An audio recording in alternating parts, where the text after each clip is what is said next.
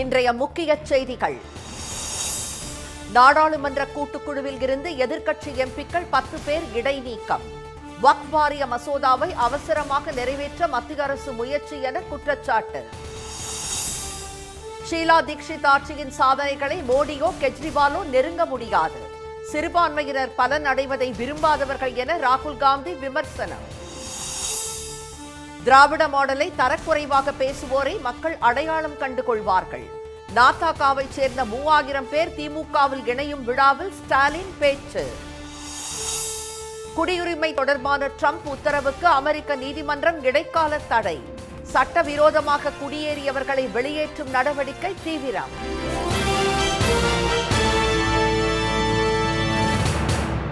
வணக்கம். நாடாளுமன்ற கூட்டுக்குழுவில் இருந்து எதிர்க்கட்சி உறுப்பினர்கள் இடைநீக்கம் செய்யப்பட்ட நிலையில் டெல்லி தேர்தலை மனதில் வைத்து வக்ஃப் வாரிய மசோதாவை அவசரமாக நிறைவேற்ற மத்திய அரசு முயற்சி மேற்கொண்டுள்ளதாக எதிர்க்கட்சிகள் குற்றம் சாட்டியுள்ளன. வக்ஃப் சொத்துக்களை ஒழுங்குபடுத்துதல் மற்றும் நிர்வகிப்பதில் உள்ள சிக்கல்களை சரி செய்வதற்காக என்று கூறி வக்ஃப் வாரிய மசோதாவை மத்திய பாஜக அரசு கொண்டு வந்துள்ளது. கடந்த மழைக்கால கூட்டத்தொடரில் மக்களவையில் தாக்கல் செய்யப்பட்ட இந்த மசோதா எதிர்க்கட்சிகளின் எதிர்ப்பு காரணமாக நாடாளுமன்ற கூட்டுக்குழுவிற்கு அனுப்பப்பட்டது. பாஜக உறுப்பினர் திரு ஜெகதாம்பிகா பால் தலைமையிலான கூட்டுக்குழுவில் மக்களவை மற்றும் மாநிலங்களவையைச் சேர்ந்த 31 பேர் உறுப்பினர்களாக உள்ளனர். கடந்த குளிர்கால கூட்டத்தொடரில் கூட்டுக்குழு விசாரணைக்கு கால நீட்டிப்பு அளிக்கப்பட்ட நிலையில் பட்ஜெட் கூட்டத்தொடரில் மசோதாவை மீண்டும் தாக்கல் செய்ய மத்திய பாஜக அரசு முனைப்பு காட்டி வருகிறது. நாடாளுமன்ற கூட்டுக்குழுவின் கூட்டம் இன்று தொடங்கியதும் மசோதா குறித்து விரிவாக ஆய்வு செய்ய தங்களுக்கு போதிய அவகாசம் வழங்கவில்லை என்ற எதிர்க்கட்சி உறுப்பினர்கள் மசோதாவை அவசர கதியில் தாக்கல் செய்ய மத்திய அரசு ஏன் முயற்சிக்கிறது என்று கேள்வி எழுப்பினர். இதனால் திரிணாமுல் காங்கிரஸ் எம்பி திரு கல்யாண் பானர்ஜிக்கும் பாஜகவின் திரு நிஷிகாந்த் துபேவிற்கும் இடையே வாக்குவாதம் ஏற்பட்டது. இதனால் ஏற்பட்ட அமளியை அடுத்து திமுகவை சேர்ந்த திரு ஆர் ராசா, திரு முகமது அப்துல்லா, திரிணாமுல் காங்கிரஸ் உறுப்பினர் திரு கல்யாண் பானர்ஜி, ஏஐஎம்ஐஎம் திரு அசாசுதீன் ஒவைசி உள்ளிட்ட எதிர்க்கட்சி உறுப்பினர்கள் 10 பேர் இடைநீக்கம் செய்யப்பட்டனர். பின்னர் செய்தியாளர்களிடம் பேசிய திரு ஆர் ராசா, மத ரீதியாக மக்களை பிளவுபடுத்தி தேர்தல் ஆதாயம் பெற பாஜக முயற்சிப்பதாக சந்தேகம் எழுந்துள்ளதாக குற்றம் சாட்டினார். ஏப்ரல் 4ஆம் தேதி இந்த செஷன்ஸ் இந்த அமர்வு இருக்குல்ல, நாடாளுமன்ற அமர்வு முடியத்துக்குள்ளாக இந்த ரிப்போர்ட் வரணும். அவ்வளவுதான். அது வரைக்கும் எங்களுக்கு டைம் இருக்கு. இவ்வளவு டைம் இருக்கிற போது நீங்கள் ஏன் அவசரப்படுகிறீர்கள்? எங்களுடைய ஐயம் என்னவென்றால், இவ்வளவு வேகமாக செய்து ஒரு அறிக்கையை தாக்கல் செய்து அதை நீங்கள் நடைபெற இருக்கின்ற டெல்லி மாநிலத்தினுடைய தேர்தலுக்காக பயன்படுத்த இருக்கிறீர்கள். அதாவது மத சார்பாக ஒரு போலரைசேஷன் வர வேண்டும், இந்துக்களுடைய ஓட்டை நீங்கள் பெற வேண்டும் என்பதற்காக ஒரு கெட்ட நடவடிக்கை, ஒரு கெட்ட எண்ணத்தோடு செயல்படுத்துகிற ஐயம் எங்களுக்கு இருக்கிறது. திடீர் என கூட்டம் கூட்டப்பட்டு முன்பு தெரிவிக்கப்பட்ட நிகழ்ச்சி நிரலும் மாற்றப்பட்டதே பிரச்சினைக்கு காரணம் என்று திரு ராசா விளக்கம் அளித்தார். நாடாளுமன்ற கூட்டுக்குழு கூட்டத்தில் அறிவிக்கப்படாத அவசர நிலை உள்ளதாக திரு கல்யாண் பானர்ஜி குற்றம் சாட்டியுள்ளார். கூட்டம் நடைபெறும் போது வெளியில் இருந்து வரும் செல்போன் அழைப்புகளை கேட்டு குழுவின் தலைவர் செயல்படுவதாகவும் அவர் கூறினார். டெல்லி முன்னாள் முதலமைச்சர் ஷீலா தீக்ஷித்தின் சாதனைகளை திரு மோடியும் திரு கெஜ்ரிவாலும் நெருங்க முடியாது என்று எதிர்க்கட்சித் தலைவர் திரு ராகுல் காந்தி கூறியுள்ளார். அடுத்த மாதம் 5ஆம் தேதி நடைபெறவுள்ள டெல்லி சட்டமன்ற தேர்தலில் ஆம் ஆத்மி, காங்கிரஸ், பாஜக இடையே மும்முனை போட்டி நிலவுகிறது. இந்நிலையில் டெல்லியின் பிரச்சனைகள் குறித்து தமது சமூக வலைதள பக்கத்தில் வீடியோ ஒன்றை வெளியிட்டுள்ள திரு ராகுல் காந்தி, ஊழல், காற்று மாசு, பணவீக்கம், வேலை வாய்ப்பின்மை ஆகியவற்றைத்தான் டெல்லி மக்கள் எதிர்கொண்டு வருவதாக கூறியுள்ளார். பிரதமர் திரு மோடியின் பொய் பிரச்சாரமும் கெஜ்ரிவால் மாடல் ஆட்சியும் தேவையில்லை என்றும், முன்னாள் முதலமைச்சர் ஷீலா தீக்ஷித்தின் உண்மையான வளர்ச்சி மாடல்தான் தற்போது தேவை என்றும் அவர் கூறியுள்ளார். ஷீலா தீக்ஷித்தின் ஆட்சி காலத்தில் ஏராளமான திட்டங்கள் செயல்படுத்தப்பட்டதாகவும் அந்த சாதனைகளை திரு மோடியோ திரு அரவிந்த் கெஜ்ரிவாலோ நெருங்கிவிட முடியாது என்றும் திரு ராகுல் குறிப்பிட்டுள்ளார். பிற்படுத்தப்பட்டோர், பழங்குடியினர் மற்றும் சிறுபான்மையினர் பலன் அடைவதை திரு மோடியும் திரு கெஜ்ரிவாலும் விரும்பவில்லை என்று விமர்சித்துள்ள அவர், டெல்லியில் காங்கிரஸ் ஆட்சிக்கு வந்தால் சாதி வாரி கணக்கெடுப்பு நடத்தப்படும் என்றும் உறுதியளித்தார். டெல்லியில் ஷீலா தீக்ஷித் தலைமையிலான காங்கிரஸ் ஆட்சி 1998ஆம் ஆண்டு முதல் 2013 வரை நடைபெற்றது. 2015 மற்றும் 2020 தேர்தல்களில் காங்கிரஸ் தோல்வியடைந்த நிலையில் இந்த முறை ஷீலா தீக்ஷித் மாடல் ஆட்சியை திரு ராகுல் காந்தி தமது பிரச்சார வீடியோவில் குறிப்பிட்டுள்ளார்.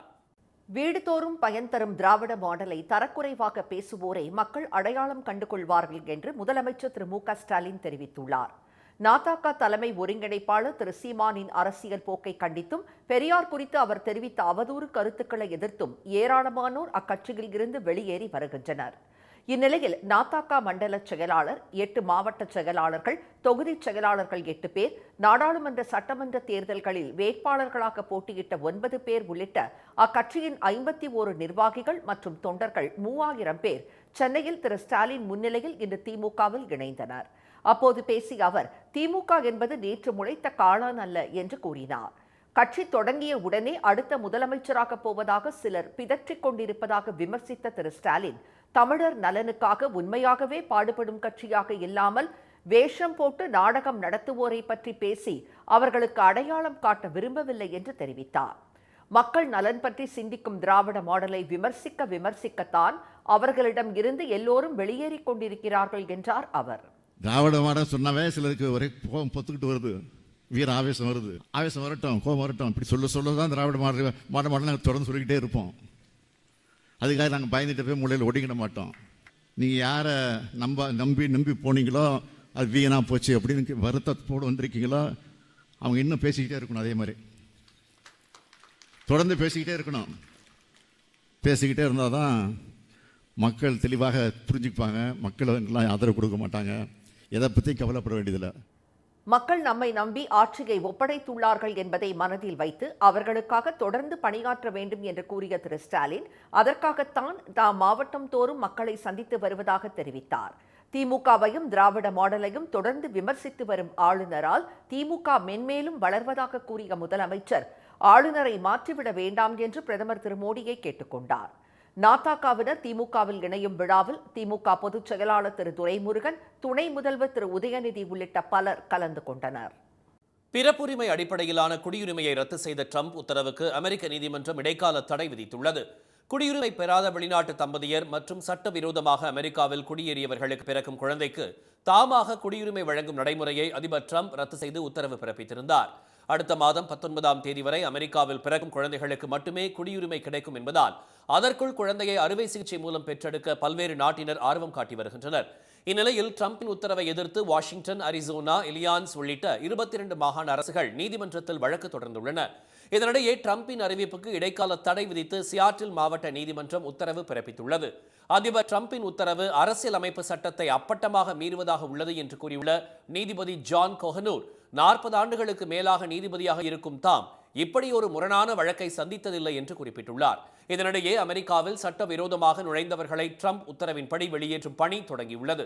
கடந்த 3 நாட்களில் மட்டும் 538 பேர் கைது செய்யப்பட்டுள்ளதாகவும் 100கணக்கானோர் நாடு கடத்தப்பட்டுள்ளதாகவும் வெள்ளை மாளிகை தெரிவித்துள்ளது. வேங்கை வயல் விவகாரத்தில் ஊராட்சி தலைவரின் கணவரை பழிவாங்கும் நோக்கில் 3 பேர் குற்றத்தை அரங்கேற்றி இருப்பதாக புலன் விசாரணையில் தெரியவந்துள்ளது. புதுக்கோட்டை மாவட்டம் வேங்கை வயலில் பட்டியலின மக்கள் பயன்படுத்தும் மேல்நிலை குடிநீர் தொட்டியில் 2022ஆம் ஆண்டு டிசம்பர் 26ஆம் தேதி மனித கழிவு கலக்கப்பட்டதாக எழுந்த குற்றச்சாட்டு பெரும் அதிர்ச்சியை ஏற்படுத்தியது. இந்த சம்பவம் தொடர்பாக சிபிசிஐடி போலீசார் நடத்தி வந்த விசாரணை இறுதிக்கட்டத்தை எட்டியுள்ளது. இந்நிலையில் சிபிஐ விசாரணை கோரி சென்னை உயர்நீதிமன்றத்தில் தொடரப்பட்ட வழக்கு தலைமை நீதிபதி திரு ஸ்ரீராம், நீதிபதி திரு செந்தில்குமார் ராமமூர்த்தி அமர்வில் இன்று விசாரணைக்கு வந்தது. அப்போது தமிழ்நாடு அரசு சார்பில் ஆஜரான கூடுதல் தலைமை வழக்கறிஞர் திரு ரவீந்திரன், வழக்கின் விசாரணை முடிவடைந்து புதுக்கோட்டை சிறப்பு நீதிமன்றத்தில் கடந்த 20ஆம் தேதி குற்றப்பத்திரிகை தாக்கல் செய்யப்பட்டுள்ளதாக கூறி அறிக்கை தாக்கல் செய்தார். உள்ளூர் பகை காரணமாக முட்டுக்காடு பெண் ஊராட்சி தலைவரின் கணவர் திரு முத்தையாவை பழிவாங்கும் நோக்கில் குடிநீரில் துர்நாற்றம் வீசுவதாக முரளி ராஜா என்பவர் பொய் தகவல் பரப்பியதாகவும் அதை உண்மையாக்கும் வகையில் அதே ஊரைச் சேர்ந்த சுதர்ஷன், முத்துகிருஷ்ணன் ஆகியோர் குடிநீரில் மனித கழிவை கலந்ததாகவும் குற்றப்பத்திரிகையில் கூறப்பட்டுள்ளதாக அவர் தெரிவித்தார். வன்கொடுமை தடுப்பு சட்ட பிரிவுகளின் கீழ் வழக்கு பதிவு செய்யப்படவில்லை என மனுதாரர் தரப்பு வழக்கறிஞர் கூறியபோது குறுக்கிட்ட தலைமை நீதிபதி, விசாரணை முடிந்து குற்றப்பத்திரிகை தாக்கல் செய்துவிட்ட நிலையில் வேறு நிவாரணம் வேண்டுமென்றால் கீழ் நீதிமன்றத்தை அணுகலாம் என்றார்.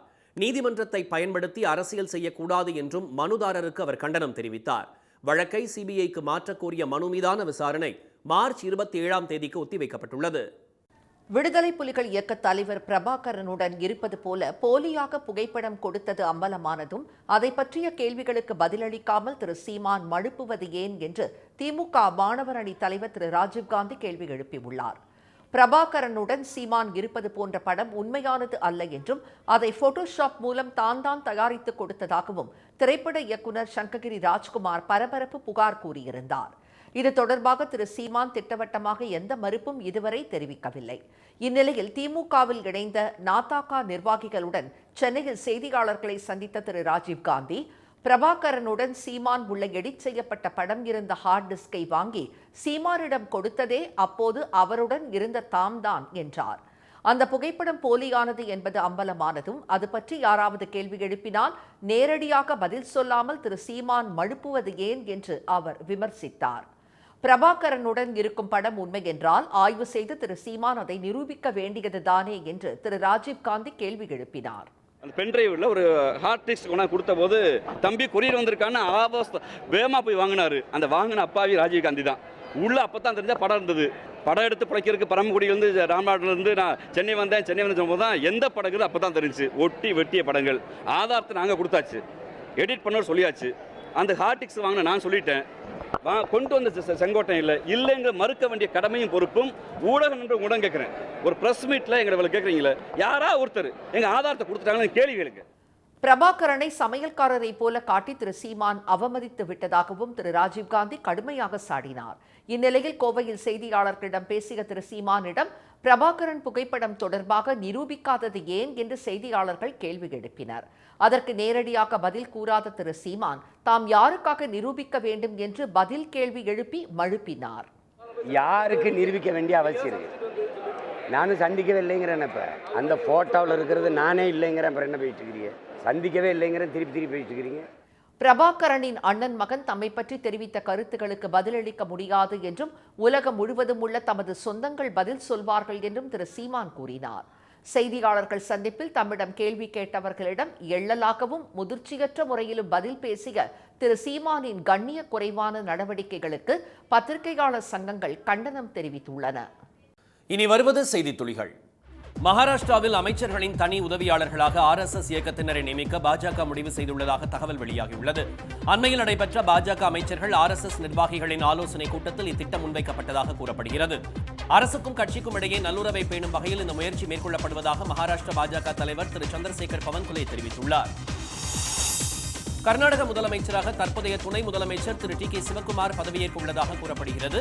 2.5 ஆண்டுக்கு ஒரு முதலமைச்சர் என்ற அடிப்படையில் பதவி மாற்றம் நடைபெறுமா என்ற செய்தியாளர்களின் கேள்விக்கு பதிலளித்த முதலமைச்சர் திரு சித்தராமையா அது பற்றி காங்கிரஸ் தலைமை முடிவு செய்யும் என்று சூசகமாக தெரிவித்தார். வரும் டிசம்பர் மாதத்துடன் காங்கிரஸ் ஆட்சி 30 மாதங்களை எட்டும் நிலையில் அடுத்த 30 மாதங்களுக்கு திரு சிவக்குமார் முதலமைச்சராக இருப்பார் என்று தகவல்கள் தெரிவிக்கின்றன. அதானி குழுமத்திடமிருந்து மின்சாரம் கொள்முதல் செய்வதற்கான ஒப்பந்தத்தை இலங்கை அரசு அதிரடியாக ரத்து செய்துள்ளது. நாட்டின் வடமேற்கு பகுதியில் அதானி நிறுவனம் 3800 கோடி ரூபாய் மதிப்பீட்டில் காற்றாலை மின் உற்பத்தி நிலையத்தை நிறுவி மின்சாரம் வழங்க முந்தைய ரணில் அரசு ஒப்பந்தம் செய்தது. தொழிலதிபர் கௌதம் அதானி மீது அமெரிக்க நீதிமன்றத்தில் ஊழல் வழக்கு தொடரப்பட்ட நிலையில் இலங்கையில் அனுரகுமார் அரசு அதானி நிறுவனத்திடம் மின்சாரம் வாங்கும் ஒப்பந்தத்தை ரத்து செய்துள்ளது. காற்றாலை மின் நிலையம் அமைக்கும் திட்டம் ரத்து செய்யப்படாத நிலையில் அது குறித்து முழுமையாக ஆய்வு செய்ய ஒரு குழுவை இலங்கை அரசு நியமித்துள்ளது. சென்னை மெரினா கடற்கரை காமராஜர் சாலையில் உழைப்பாளர் சிலை அருகே குடியரசு தின விழா அணிவகுப்புக்கான இறுதி ஒத்திகை நடைபெற்றது. 76வது குடியரசு தினத்தையொட்டி 3வது முறையாக நடந்த இந்த நிகழ்ச்சியில் ஆளுநரும் முதலமைச்சரும் வருவது போல் ஒத்திகை பார்க்கப்பட்டது. முப்படை வீரர்கள், மாணவர்களின் அணிவகுப்பு மற்றும் கலை நிகழ்ச்சிகளுக்கான ஒத்திகையும் நடைபெற்றது.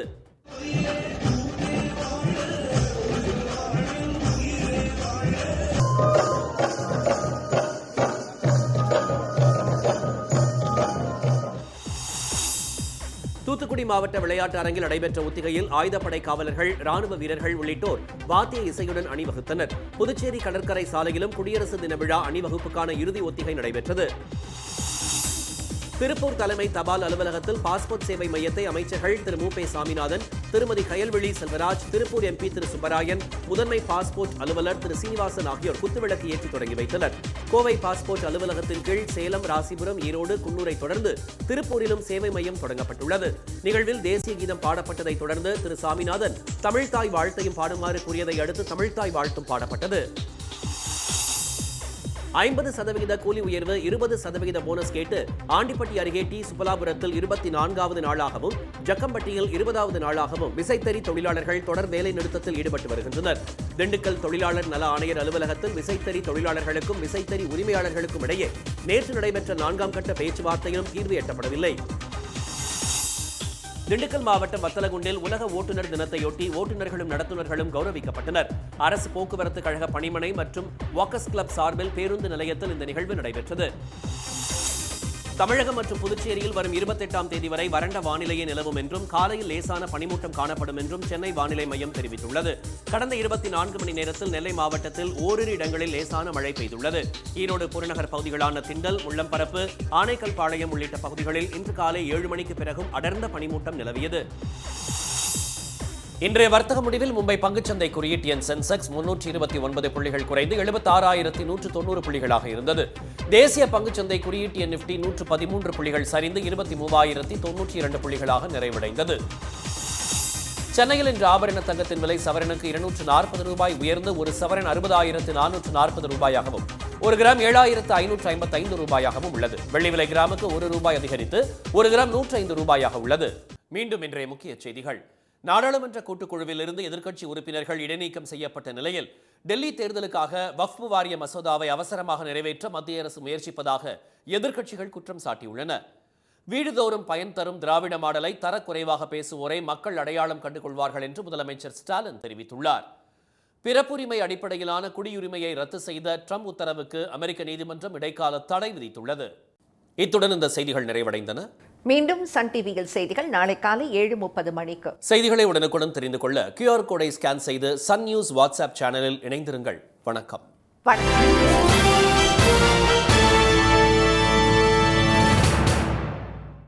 உடனுக்குடன் செய்திகளை தெரிந்து கொள்ள சன் நியூஸ் பெல் ஐகானை கிளிக் பண்ணுங்க.